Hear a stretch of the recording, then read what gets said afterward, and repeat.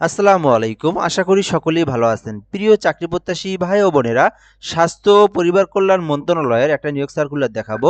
তো এখানে বেশ কিছু পদসংখ্যায় নিয়োগ সার্কুলার প্রকাশ করা হয়েছে এবং এই সার্কুলারে কিন্তু আবেদনও কিন্তু চলমান রয়েছে। আবেদন শুরু হয়েছে। তো দেখতে পারতেছেন ৮/১/২০২৬ অর্থাৎ জানুয়ারি মাসের রানিং একটা সার্কুলার, চলমান সপ্তাহের রানিং সার্কুলার। এই সপ্তাহে আবেদনও শুরু হয়েছে। তো যারা এই সার্কুলারটা নতুন দেখতেছেন বা আগে দেখছেন, এখান থেকে আবেদনের পদের নাম, পদের সংখ্যা, বেতন স্কেল, বেসিক্যালি কারা কারা আবেদন করতে পারবে এবং কারা কারা আবেদন করতে পারবে না, এই সার্কুলার আবেদনের শিক্ষাগত যোগ্যতা, আবেদনের পদ্ধতি, পেমেন্ট পদ্ধতি, সকল কিছু সুন্দরভাবে আমি আপনাদেরকে দেখে দেওয়ার চেষ্টা করব। তো অবশ্যই আপনারা এই সার্কুলারটা সম্পূর্ণ দেখবেন, তাহলেই এই এডুকেশনাল কোয়ালিফিকেশন যাদের আছে তারা কিন্তু স্বাস্থ্য ও পরিবার কল্যাণ মন্ত্রণালয়ে এই সার্কুলারে আবেদন করতে পারবেন। এছাড়াও আমি আরও একটা নিয়োগ সার্কুলার দেখাবো, যেটা হচ্ছে সিভিল সার্জনের কার্যালয়ের নিয়োগ বিজ্ঞপ্তি। তো আপনারা কিন্তু এই সার্কুলারটাও দেখতে পারেন। এটাও কিন্তু বর্তমান জানুয়ারি মাসের একটা নিয়োগ চলমান সার্কুলার। তো আপনারা এই সার্কুলারটাও দেখতে পারবেন। তো অবশ্যই এজন্য ভিডিওটা শেষ পর্যন্ত দেখার জন্য অনুরোধ করা হইল। আচ্ছা, তার আগে একটা বিষয় বলে নেই, যদি আপনি এই চ্যানেলে নতুন এসে থাকেন, নতুন দেখে থাকেন, অবশ্যই সাবস্ক্রাইব করে রাখবেন। বাংলাদেশের সরকারি যত নিয়োগ সার্কুলার আছে, সকল সরকারি নিয়োগ সার্কুলার আমার এই চ্যানেলে আপলোড করা হয়। পাশাপাশি জেলা পর্যায়ে ডিসি অফিস, তারপরে প্রতিটা জেলার যে সিভিল সার্জনের কার্যালয়ের নিয়োগ বিজ্ঞপ্তিগুলো, এই স্বাস্থ্য সহকারী নিয়োগ বিজ্ঞপ্তিগুলো, সকল নিয়োগ সার্কুলারগুলো আপনি এই চ্যানেলে পাবেন। অবশ্যই আমাদের সঙ্গে সাবস্ক্রাইব করে যুক্ত থাকবেন। ফেসবুক থাকলে অবশ্যই আপনারা ফলো দিয়ে রাখবেন, কমেন্ট বক্সে লিঙ্ক দিয়ে রাখবো। স্বাস্থ্য ও পরিবার কল্যাণ মন্ত্রণালয় স্বাস্থ্য সেবা বিভাগের আওতাধীন national electromedical equipment maintenance workshop and training centre, new Mian TC, Mohakhali, ঢাকায় রাজস্ব খাতের নিম্ন বর্ণিত শূন্য পদে অস্থায়ীভাবে সরাসরি নিয়োগের মাধ্যমে পূরণের জন্য পদের পাশে বর্ণিত শর্তে প্রকৃত বাংলাদেশি নাগরিকদের নিকট হতে অনলাইনে আবেদনের জন্য আহ্বান করা যাচ্ছে। এই বেসিক বিষয়টা আমরা এই সার্কুলারে বুঝবো, তারপরে কিন্তু আমরা নিচের বিস্তারিতগুলো দেখব। তো এটা কিন্তু স্বাস্থ্য ও পরিবার কল্যাণের মন্ত্রণালয়ের একটা সরকারি নিয়োগ সার্কুলার এবং এটা কিন্তু আপনার বাংলাদেশের যে কোনো জেলার যে কোনো প্রার্থী আবেদন করতে পারবে, নারী পুরুষ উভয়ে আবেদন করতে পারবে, অনলাইনের মাধ্যমে আবেদন করতে হবে। আচ্ছা, ১ নম্বরে দেখবো এখান থেকে সিনিয়র ইলেকট্রিশিয়ান ইলেকট্রনিক্স ১২ গ্রেডের একটি পদ রয়েছে। এক্ষেত্রে আবেদনের জন্য যারা ভোকেশনাল থেকে ইলেকট্রনিক্স কন্ট্রোল অ্যান্ড কমিউনিকেশন অথবা যারা কম্পিউটার অপারেশন অথবা মেইনটেন্স অ্যান্ড স্বরূপ ট্রেড থেকে যারা এইচএসসি পাস করছেন ভোকেশনাল থেকে, তারাই কিন্তু এই সিনিয়র ইলেকট্রিশিয়ান পদে আবেদন করতে পারবে। অর্থাৎ যাদের এই ডিপার্টমেন্টগুলো নিয়ে যারা এইচএসসি পাস করছেন ভোকেশনাল থেকে, তারাই এই পদে আবেদন করতে পারবে। ২ নম্বর আছে সিনিয়র টেকনিশিয়ান, ২টি পদ রয়েছে। এক্ষেত্রে আবেদনের জন্য রেফ্রিজারেশন অ্যান্ড এয়ার কন্ডিশন, তারপর এখান থেকে উচ্চ মাধ্যমিক যাদের আছে, অর্থাৎ refrigeration and air condition department থেকে যারা ট্রেড নিয়ে যারা এইচএসসি কোর্স করছেন, এইচএসসি পাস করছেন, তারা কিন্তু এই যে সিনিয়র টেকনিশিয়ান পদে আবেদন করতে পারবেন। তারপরে দেখব ৩ নম্বর আছে সিনিয়র টেকনিশিয়ান, একটি পদ রয়েছে। এক্ষেত্রে আবেদনের জন্য কোনো স্বীকৃতি বোর্ড হইতে machine tools operation and maintenance স্বরূপ ট্রেডে যদি কেউ এইচএসসি পাস করে থাকে এবং ৫ বছরের যদি চাকরির অভিজ্ঞতা থাকে, তাহলে কিন্তু আপনারা সিনিয়র টেকনিশিয়ান পদে আবেদন করতে পারবেন। ৪ নম্বর আছে সিনিয়র টেকনিশিয়ান ওয়েল্ডার কাম শিট মেটাল, একটি পদ রয়েছে। এক্ষেত্রে আবেদনের জন্য কোনো স্বীকৃতি বোর্ড হইতে ওয়েল্ডিং অ্যান্ড ফেব্রিকেশন বা সমরূপ ট্রেডে উচ্চ মাধ্যমিক কোর্স থাকতে হবে। এটাতেও কিন্তু ভোকেশনাল। বেসিক্যালি এখানে অনেকগুলো পদ কিন্তু শুধু ভোকেশনালের জন্যই। তো এখান থেকে এটাতেও আপনি আবেদন করতে চাইলে আপনারা যারা এইচএসসি ভোকেশনাল এবং যাদের হচ্ছে কোর্স, যারা ফেব্রিকেশন থেকে যারা ট্রেড কোর্স করছেন, এইচএসসি পাস করছেন, তারা কিন্তু আবেদন করতে পারবে। ৫ নম্বরে দেখব সিনিয়র টেকনিশিয়ান, ৩২ বছর পর্যন্ত আবেদন করতে পারবেন, একটি পদ রয়েছে। এটাও কিন্তু ১২ গ্রেডের। এটাতেও কিন্তু সেম এডুকেশনাল কোয়ালিফিকেশন, অর্থাৎ ভোকেশনাল থেকে আপনাকে এইচএসসি পাস করলে আবেদন করতে পারবেন। তারপরে দেখব সিনিয়র টেকনিশিয়ান পেইন্টার, যারা পেইন্টার নিয়ে যারা এইচএসসি পাস করছেন, উচ্চ মাধ্যমিক পাস করছেন, তারা কিন্তু এই পেইন্টারে আবেদন করতে পারবেন। এছাড়াও ৭ নম্বর আছে টেকনিশিয়ান ইলেকট্রিক্যাল, একটি পদ রয়েছে। তো যারা ইলেকট্রিক্যাল নিয়ে যারা এইচএসসি পাস করছেন ভোকেশনাল থেকে, তারা কিন্তু আবেদন করতে পারবেন। ৮ নম্বরে দেখব টেকনিশিয়ান ইলেকট্রনিক্স, যারা ইলেকট্রনিক্স নিয়ে যারা এইচএসসি পাস করছেন, তারা কিন্তু আবেদন করতে পারবেন। ৯ নম্বর আছে টেকনিশিয়ান, একটি পদ রয়েছে। এক্ষেত্রে আবেদনের জন্য এসএসসি পাস করলে কিন্তু আপনারা আবেদন করতে পারবেন। জুনিয়র মেকানিক পদে ৭৬টি পদ আছে। সব থেকে এটা হচ্ছে বড় পদ এইখানকার মধ্যে। শুধুমাত্র এখান থেকে এইচএসসি ভোকেশনাল ট্রেড, অর্থাৎ এখান থেকে ইলেকট্রিক্যাল বা এয়ার কন্ডিশনিং থেকে যারা এইচএসসি পাস করছেন, ভোকেশনালে পড়ছেন এবং তাদের ট্রেড হচ্ছে ইলেকট্রিক্যাল অথবা এয়ার কন্ডিশনিং, এই দুইটা ট্রেডের মধ্যে যদি কেউ এইচএসসি পাস করে থাকে, তাহলে কিন্তু তারা জুনিয়র মেকানিক পদে আবেদন করতে পারবে।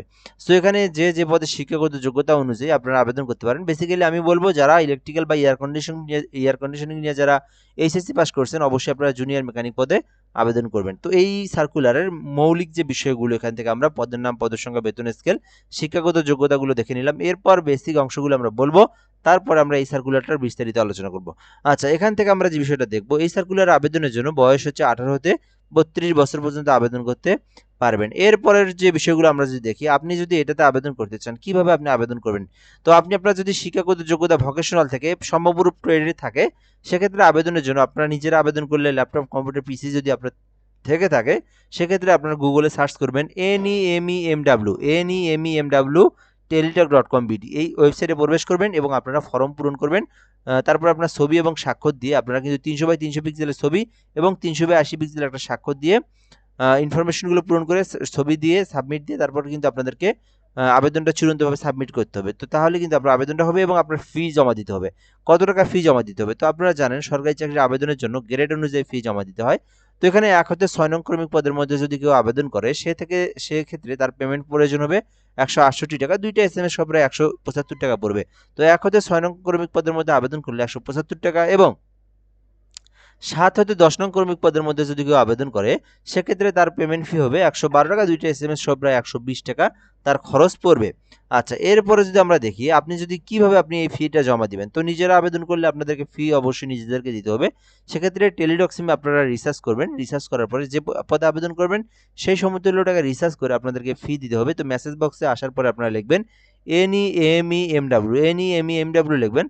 লেখার পরে আপনারা অ্যাপ্লিকেশন কপি থেকে ইউজার আইডি নিয়ে আপনারা ইউজার আইডি লিখবেন, একটা স্পেস দিবেন এখানে।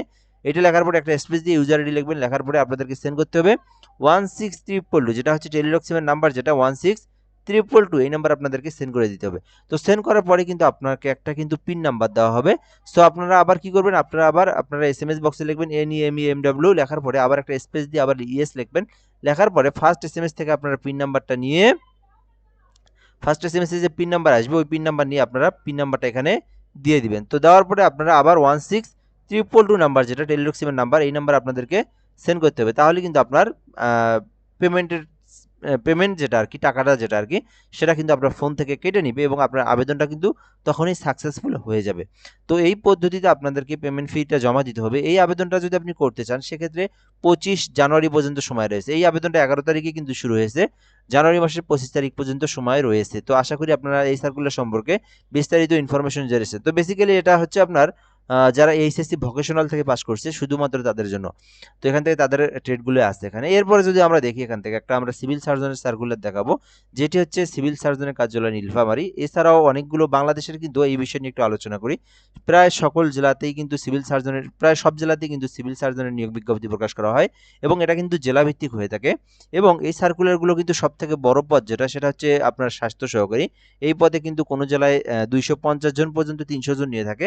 শুধুমাত্র নিজ জেলায় আবেদন প্রার্থী শুধুমাত্র যে জেলায় আবেদন প্রকাশ করে, মানে নিজ জেলার সিভিল সার্জনের কার্যালয়ের যে সার্কুলারগুলো, নিজ জেলার প্রার্থী ছাড়া কিন্তু বাইরের জেলায় আবেদন করতে পারে না কেউ।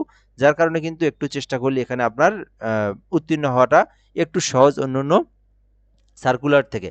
তো এই সার্কুলারে আপনারা অনেকেই জানতে চান কোন কোন জেলার সার্কুলার কবে দিবে। তো এই সার্কুলারগুলো কিন্তু ধারাবাহিকভাবে দেয়। তো অনেকগুলো জেলাতে, যেমন আমি যদি নাম বলি কয়েকটা, তো যেমন এখান থেকে আপনার রংপুর, তারপরে হচ্ছে আপনার হবিগঞ্জ, তারপরে হচ্ছে জামালপুর, তারপরে হচ্ছে দিনাজপুর, তারপরে হচ্ছে নোয়াখালী, তারপরে হচ্ছে আপনার এদিকে ময়মনসিংহ, তারপরে মানিকগঞ্জ, এই জেলাগুলোতে কিন্তু আপনার সিভিল সার্জনের কার্যালয়ে নিয়োগ বিজ্ঞপ্তি দিয়ে দেওয়া হয়েছে এবং সেগুলোর কিন্তু আবেদনের সময়সীমা রয়েছে। তো আবার কিন্তু সামনে, অর্থাৎ এগুলো কিন্তু ধারাবাহিকভাবে দিচ্ছে। আরও যে বাকি জেলাগুলোতে দেয় নাই, এই জেলাগুলোতে কিন্তু আপনার সামনে আপনার সার্কুলার পাবেন। তো যখন যে জেলায় সার্কুলার দেয়, আমি সঙ্গে সঙ্গে এই চ্যানেলে আপলোড করে দেই, আপনারা জানতে পারবেন। এছাড়াও আপনার জেলাতে সার্কুলার দিয়েছে কি না দিয়েছে কমেন্ট বক্সে কমেন্ট করতে পারেন। আমি কিন্তু সবার কমেন্টে রিপ্লাই দেওয়ার চেষ্টা করি সময় মতো। তো এই নীলফামারী জেলাতে যারা আবেদন করতে ইচ্ছুক, স্বাস্থ্য ও পরিবার কল্যাণ মন্ত্রণালয়ের স্বাস্থ্য সেবা বিভাগ প্রশাসন এক শাখার স্মারক নঙের প্রেক্ষিতে জানানো যাচ্ছে যে, মোতাবেক স্বাস্থ্য সেবা বিভাগের অধীনস্থ সিভিল সার্জনের কার্যালয় নীলফামারী ও তার নিয়ন্ত্রণাধীন শিক্ষা প্রতিষ্ঠানসমূহের স্থায়ী ও অস্থায়ী রাজস্ব খাতে 11 হতে 20 নং গ্রেডের 3য় ও 4র্থ শ্রেণীর নিম্নোক্ত শূন্যপদ সমূহে অস্থায়ীভাবে পূরণের জন্য বাংলাদেশের নাগরিক এবং নীলফামারী জেলার স্থায়ী বাসিন্দাদের নিকট হতে অনলাইনে আবেদনের জন্য আহ্বান করা যাচ্ছে। তো বেসিক্যালি এই অংশটা বুঝবেন। তো এটা একটা, যেহেতু সিভিল সার্জনের কার্যালয়ের নিয়োগ সার্কুলার এবং এটা কিন্তু শুধুমাত্র জেলার প্রার্থীরা আবেদন করতে পারবে। এখানে একটা বিষয় বলা আছে যে, নীলফামারী জেলার স্থায়ী বাসিন্দা হতে হবে। নীলফামারী জেলার স্থায়ী বাসিন্দা ছাড়া কেউ আবেদন করতে পারবে না। আবেদনটা অনলাইনে করতে হবে। নারী পুরুষ উভয়ে আবেদন করতে পারবে। এখানে যে সার্কুলারে যে পদে আবেদন করতে ইচ্ছুক সেই পদে কিন্তু আপনারা আবেদন করতে পারবেন। এখন আমরা দেখব এখান থেকে কম্পিউটার অপারেটর পদে কিন্তু ২টি পদ রয়েছে। আবেদন ১৩ গ্রেডের। তো আবেদন করতে শিক্ষাগত যোগ্যতা চাওয়া হয়েছে অনার্স পাস অথবা ডিগ্রি পাস বিজ্ঞান শাখা থেকে, তাহলে আপনি আবেদন করতে পারবেন। কম্পিউটারের বেসিক নলেজ টাইপের গতি যদি থাকে আপনার, তাহলে আপনি আবেদন করতে পারবেন। ২ নম্বর আছে পরিসংখ্যানবিদে ৪ জনকে নিয়োগ দেওয়া হবে। সো এখানে কিন্তু আপনার ১৪ গ্রেডের কোনো স্বীকৃতি বিশ্ববিদ্যালয় হতে পরিসংখ্যান, গণিত, অর্থনীতি এগুলো নিয়ে যদি আপনি অনার্স অথবা ডিগ্রি পাস করে থাকেন, তাহলে কিন্তু আপনি আবেদন করতে পারবেন। এরপরে ৩ নম্বরে দেখব কোল্ড চেইন টেকনিশিয়ানের একটি পদ রয়েছে ১৫ গ্রেডের। এইটাতে আবেদন করতে চাইলেও করতে পারেন। শুধুমাত্র এইচএসসি পাস করা থাকলেই কিন্তু আপনারা কোল্ড চেইন টেকনিশিয়ানে আবেদন করতে পারবেন। ৪ নম্বরে দেখব স্টোর কিপার ২টি পদ রয়েছে ১৬ গ্রেডের।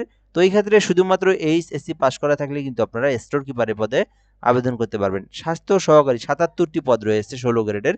শুধুমাত্র এইচএসসি পাস করে আবেদন করতে পারবেন। তো আমি বলবো বেসিক্যালি আপনারা এই পদে আবেদন করার চেষ্টা করবেন।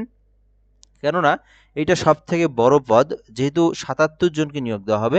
শুধুমাত্র এইচএসসি পাস করা থাকলেই কিন্তু আপনারা স্বাস্থ্য সহকারী পদে আবেদন করতে পারবেন। তো নীলফামারী জেলা থেকে যারা ভিডিওটা দেখছেন অবশ্যই আপনারা এই সার্কুলারে এই পদে আবেদন করতে পারবেন।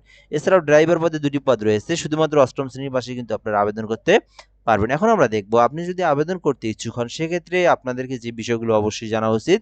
এই আবেদনটা কিন্তু আপনারা জানুয়ারি মাসের ২০/১/২০২৬ অর্থাৎ ২০ জানুয়ারি পর্যন্ত আপনারা আবেদন করতে পারবেন এবং আবেদনটা অনলাইনের মাধ্যমে করতে হবে। ওয়েবসাইট হচ্ছে csnilteletalk.com.bd csnilteletalk.com.bd এই ওয়েবসাইট থেকে আপনাদেরকে আবেদনটা করতে হবে। কত টাকা ফি জমা দিতে হবে যদি এটা বলেন, সেক্ষেত্রে আবেদনের ফি হচ্ছে ১৩ হতে ১৬ নং গ্রেডের মধ্যে ১২০ টাকা খরচ হবে আপনাদের। হ্যাঁ, এখানে শুধুমাত্র যেহেতু ১৩ হতে ২০ সেক্ষেত্রে আচ্ছা, এখানে ২০তম গ্রেডের সম্ভবত বেসিক্যালি পদ নাই। ১৩ হতে ১৬তম গ্রেডের, ১১ হতে ১৬তম গ্রেডের।